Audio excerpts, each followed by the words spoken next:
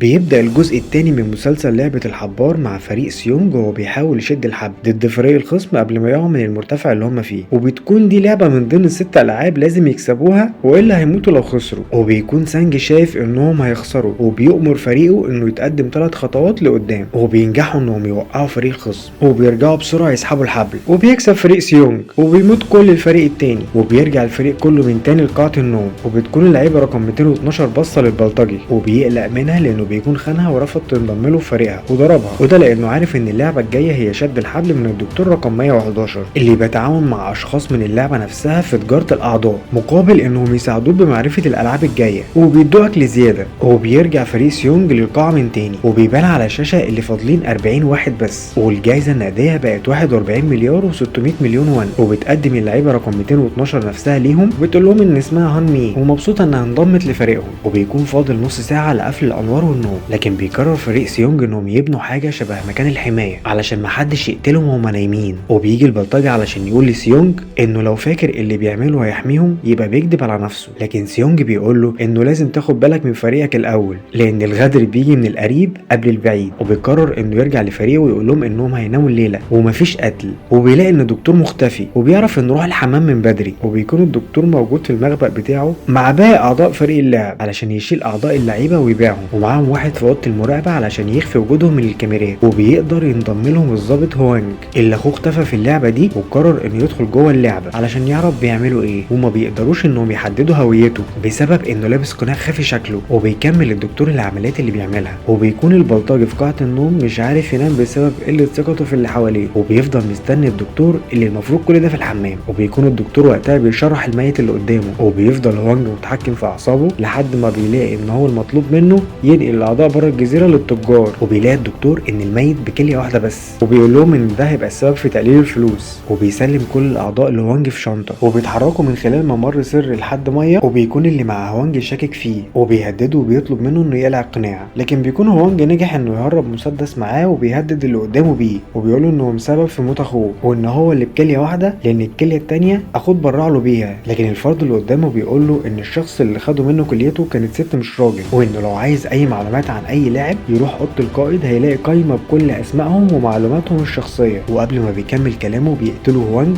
وبيقضي عليه، وفي نفس الوقت بيكون الدكتور حاول يهرب من المكان اللي هو فيه لحد ما بيتحاصر في قاعه الالعاب، وبيجي وراه فرد من افراد الفريق وبيحاول يقنعه ان لازم يرجع سريره حالا والا كلهم هيقعوا في مشكله. لكن القائد بيظهر من وراهم وبيقتلهم هما الاثنين بسبب خيانتهم للمكان. وبيبدا القائد يتحرى عن كل اللي حصل بخصوص بيع الاعضاء لحد ما بيوصل للممر السري اللي فيه اسطوانات الاكسجين، وبيلاقي راجل مقتول في الميه، وبيتاكد ان لسه في شخص خاين وعايش، وده لان اسطوانات الاكسجين موجوده، معنى كده ان محدش هرب من الجزيره. وبيكون هوانج ساعتها قدر يوصل لاوضه القائد من خلال فتحات التهويه، وبيوصل لمخزن الملفات وبيتصدم وبيلاقي الملفات من سنه 1999، معنى كده ان لعبه الحبار شغاله من سنه 1999 لحد وقتنا هذا. وبيفضل هوانج يدور في الملفات لحد ما بيوصل لملف 2020 وبيدور على اسم اخوه ما بيلاقيهوش، وبيشوف قائمه الفائزين في السنين اللي فاتت كلها وبيكون شخص واحد بس هو اللي بيكسب والباقي بيموت. وبيكتشف ان اخوه شارك في اللعبه سنه 2015 وكسب الجايزه، وبيروح هوانج لملف اللاعبين بتوع 2015 وبيلاقي اسم اخوه فعلا فيهم، وبيتم تفتيش كل المكان عن الفرد رقم 29 واللي اختفى من اوضه نومه، لكن محدش بيلاقيه لانه موجود في مخزن القائد. وبيتم الاعلان عن اللعبه الرابعه، واثناء طريقهم لقاعه الالعاب بيلاقوا 5 اشخاص من ضمنهم الدكتور مقتولين ومتعلقين من ايديهم، وبيتعرف ان ده جزاء اللي بيحاول يشوه او يخون اللعبه، ويتوجهوا كلهم ناحيه قاعه اللعب. وبتكون اللعبه هتتلعب فرق، كل فريق شخصين بس، وبيتحالف سانج مع علي، وبيكون سيونج مش عارف يجيب حد تاني معاه، وبيحاول لاعب انه يقنعه انه يلعب معاه، وده لانهم كانوا 40 واحد لكن بعد موت الدكتور بقوا 39، معنى كده ان في حد هيفضل لوحده ومش هيلعب عشان هيتم اقصائه، وغالبا هيكون الراجل العجوز. ويقرر سيونج انه يعمل فريق مع العجوز، والوحيده اللي هتفضل لوحدها هي هانمي، وكل الفرق بتتحرك على قاعه مختلفه، وبياخدوا افراد اللعبه هانمي، وبيتم توزيع اللاعبين في اماكن شبه الحي، وكل لاعب بياخد 10 بليات في ايده، والقانون الوحيد اللي موجود ان الفايز هو اللي ياخد بلي شريكه ويبقى معاه 20 بليه ويكون كسبان وشريكه يخسر بدون عنف، وقدامهم 30 دقيقه بس لانتهاء اللعبه. وبيبدا كل فريق انه يخترع اللعبه اللي هيلعبها ببلي، سواء بالمراهنه او تخمين عدد الكور اللي في الايد سواء كان عددها فردي او زوجي، لكن العجوز بيرفض انه يلعب بلي وبيفضل يتمشى في المكان، لكن سيونج بيقولوا ان هم لازم يلعبوا والا هيموتوا سوا. وبيقول له انه مبسوط انه هيلعب معاه وانه هيناديله باسم جامبو يعني صديقه وشريكه في اللعب. وبيلعبوا لعبه الفردي والزوجي، وبيخسر سيونج 9 كرات بيلي من ايده، وبيبقى معاه بليه واحده بس. وبيكون علي عمال يكسب سانج لحد ما سانج بيترعب انه ممكن يموت. وبيقنع علي ان اللعبه مستحيل تقتل فريق ولازم يقتلوا شخص واحد بس، وممكن يعيشوا هما الاتنين وساعتها هتكمل اللعبه وهيلعبوا فرق تانية وهكذا. وان اهم خطوه دلوقتي انهم يدوروا على لاعبين ضعاف مش قادرين يلعبوا. ويوافق علي على كلامه ان لازم يفترقوا عن بعض ويختاروا الفرق باحكام. وبيعرض سانج عليه انه ما ينفعش يمسك البلي في ايده، وان لو علقهم على رقبته يبقى احسن. وبيعمل له قماشه عشان تتعلق على رقبته، لكنه بيبدل كيس البلي بتاعه بكيس البلي بتاع علي ومحدش بياخد باله. وبيفترقوا، وفي نفس الوقت بيضطر سيونج انه يستغل حاله الزهايمر اللي زادت على العجوز وبيخليه يخسر البلي اللي معاه ويفضل مع العجوز بليه واحده بس.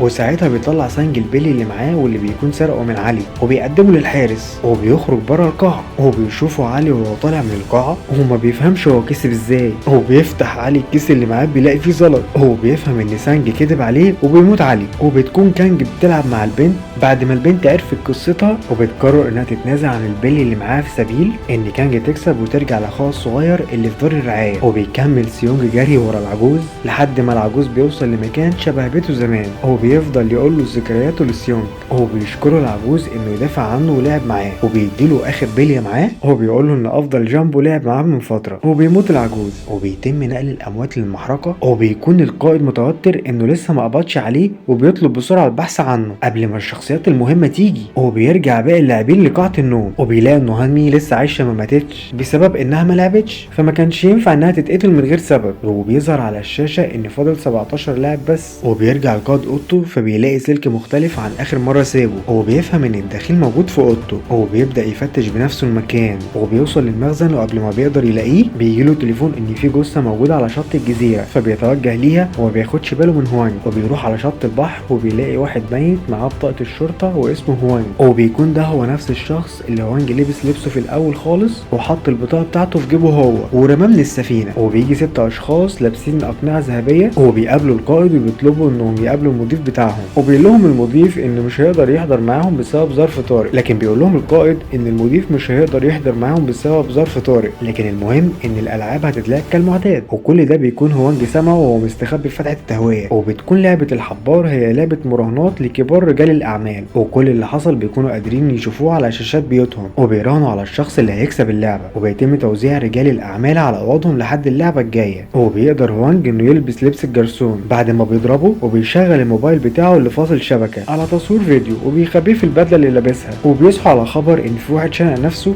بسبب ان مراته خسرت في لعبه البلي. وبيقل عدد اللعيبه ل 16 لاعب. وبيتم الاعلان عن اللعبه الخامسه. وبيتحركوا على قاعه الالعاب وبيلاقوا 16 تمثال قدامهم. وبيطلب منهم ان كل واحد ياخد تمثال ويختار الرقم اللي عليه. وبيكون رجال الاعمال بيتفرجوا عليهم، وبعد ما اغلبيتهم بيختاروا الارقام الوسطى وبيتقال لباقي اللاعبين الارقام دي هي ترتيب ادوارهم في اللعبه الجايه. وبيروح سيونج وبيتردد ان ياخد رقم واحد ويبقى اول واحد يلعب ولا اخر واحد، وممكن ما يكونش في وقت ليه، لكن كل الارقام التانية بتتاخد ما عدا الاول والاخير. وبيفضل واقف قدام رقم واحد لحد ما بيجي له لاعب رقم 96 بيقول له علشان نفسه يبقى الاول في اي حاجه في حياته لان طول حياته الاخير. وبيوافق سيونج انه يديله رقم واحد وبياخد هو رقم 6. وبيتحركوا على قاعه اللعبه الخامسه وبيكون قدامهم جسر زجاجي لازم كل لعيب يعدي عليه. والجسر مكون من مربعات زجاجيه كبيره، وفي نوعين من الزجاج، زجاج مقوي يستحمل الوزن اللاعب، وزجاج بمجرد الوقوف عليه يقع اللاعب لتحت ويموت بسبب الارتفاع. وبيبدا اول لاعب وبيموت في الخطوه الثانيه ليه.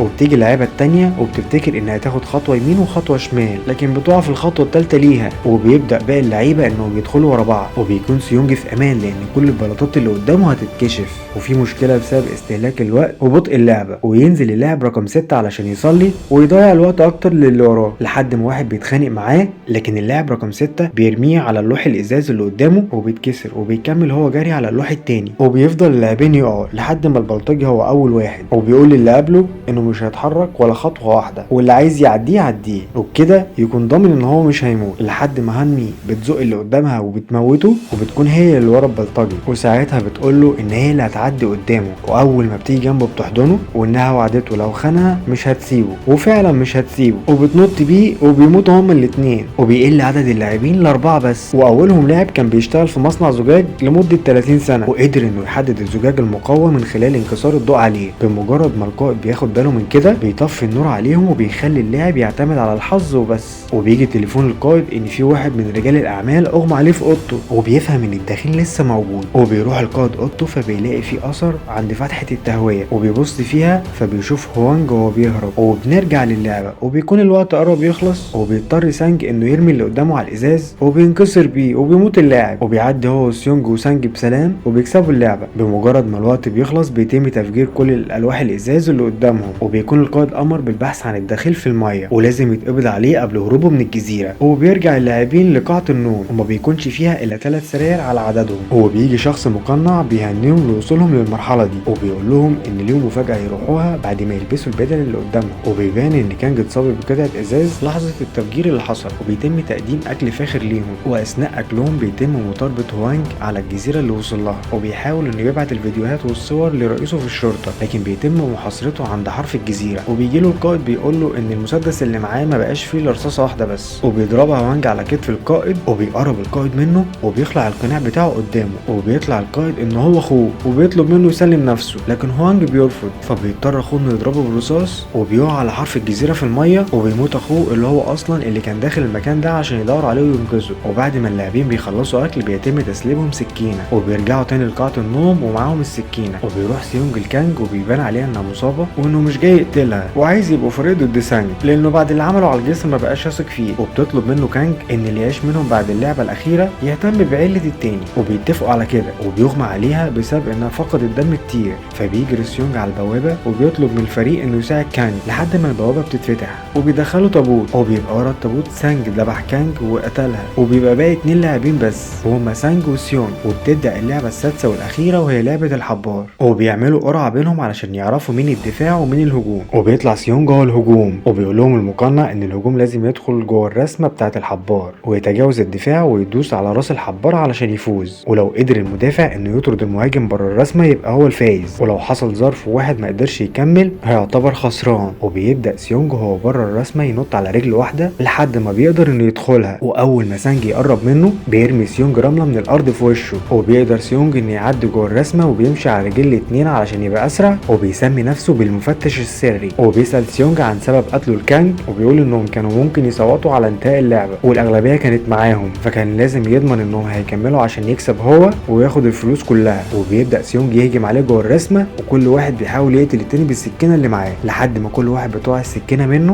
ورجال الاعمال بيتفرجوا عليهم. وبيدوس سيونج وبيضرب سانج وبيوقعه على الارض، وبيغرز السكينة جنب راسه وبيقول انه مش هيقتله، وبيتوجه ناحية راس الحبار، وقبل ما بيقف عليها بيرجع تاني للحارس اللي موجود وبيقول له انه هيستسلم ومش هيكمل اللعبة وان سانج هيستسلم معاه. وبيبلغ القائد ان سيونج عايز يلغي اللعبة وما يكملش ومتنازل عن الفلوس كلها. قبل ما بتتم الموافقة من سانج بيمسك السكينة اللي جنبه وبيطعن بيها نفسه وبينتحر، وقبل ما بيموت بيوصي سيونج على والدته وانه يخلوا باله منها. وبيكسب سيونج اللعبة واللي بيكون جايزة قيمتها 45 مليار و600 مليون وان. والاول مرة بيقدر سيونج يتكلم مع القائد انهو، وبيقول للقائد انهم بالنسبة لهم سباق حصنة، وبيتم المراهنة عليهم من كبار رجال الاعمال بس. وبيتم تخدير سيونج وبيترمي في الشارع وبيكون في بقه كارت فيزا، وبمجرد ما بيفوق بيروح علشان يعرف في كام في حسابه، واللي بتكون 0456 وهم ارقام مكانه في اللعبة، وبيلاقي كل الفلوس موجودة في حسابه. وبيرجع بيته وبيقابل والدة سانج وبتشوف شكله متبهدل فبتديله اكل من عندها ليه ولوالدته العيانة. وبيوصل سيونج بيته وبيلاقي والدته ماتت على الارض من داء السكري اللي كان عندها. وبيعدي سنة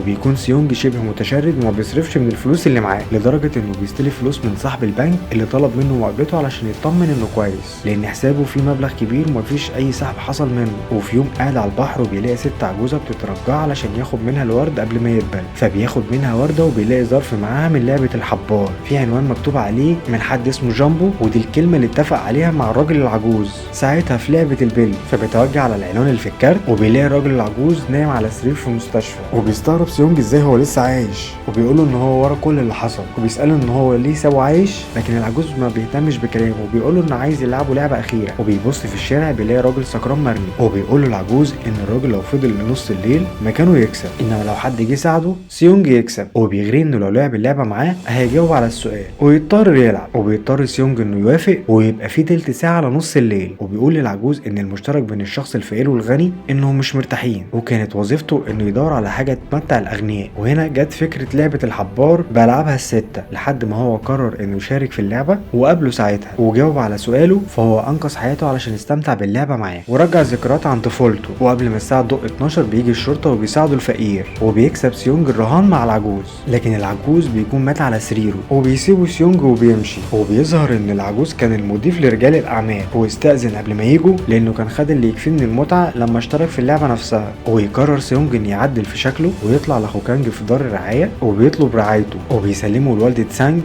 علشان تربيه وتهتم بيه، وبيديها شنطة مليانة فلوس علشان تهتم بنفسها وبالطفل وبيتحسن شكله. وبيتصل ببنته وبيقول لها انه جاي لها ومعاه هدية حلوة ليها. وبيكون في محطة القطر وبيشوف قدامه اول شخص لعب معاه وكان السبب في انه يشارك في لعبة الحبار، وبيحاول انه يجري وراه علشان يمسكه لكنه بيهرب في اول قطر. وبيلاقيه مع الراجل اللي كان بيلعب معاه كارت اللعبة، وبيعرف ان اللعبة مستمرة وموقفتش حتى بموت العجوز. وبيتحرك سيونج على المطار علشان يروح لبنته في امريكا ومعاه كارت اللعبة اللي خده من الراجل. وقبل ما بيطلع الطيارة بيتصل على الرقم اللي على الكارت وبيقول لهم انه مش حصان وعايز يعرف ازاي قادرين يرتكبوا كل الجرائم دي تاني. وبيكلموا واحد من الموبايل وبيقول له انه عارف ان هو لاعب رقم 456 وبينصحه انه يركب الطيارة اللي قدامه ويستمتع بالفلوس وينسى اللي حصل تماما، لكن بيقول لهم انه مش هيقدر يسامحهم. وبيقفل السكة لكن ما بيركبش الطيارة وبيقرر انه ينتقم منهم. لو وصلت هنا ياريت تشترك في القناة وتفعل زر الجرس علشان يجيلك كل افلامنا الجديدة.